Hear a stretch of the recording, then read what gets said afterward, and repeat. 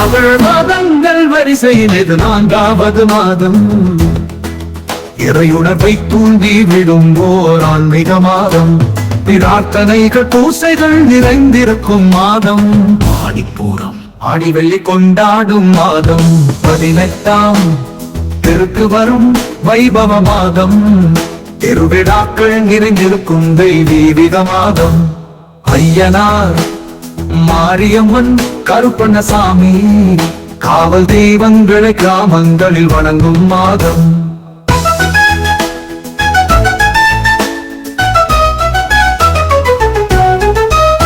ஆடி அம்மாவாசை நாளிலே நம் முன்னோர்களுக்கு படையில் இட்டு தேவசம் செய்யும் ஒரு புண்ணிய மாதம். தென்மேற்கு பருவ மழை வலுக்கும் மாதம்.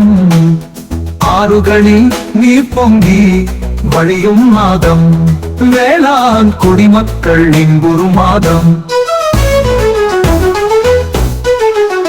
ஆடிப்பட்டம் தேடி விதை என்ற பழமொழி மாதம். குருவை சாகுபடி துவங்கும் மாதம்.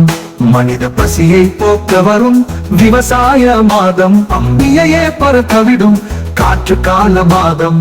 காற்று பிராணவாயு அதிகரிக்கும் ஆரோக்கிய மாதம். ஷாப்பிங் செய்வதற்கு உகந்ததொரு மாதம்.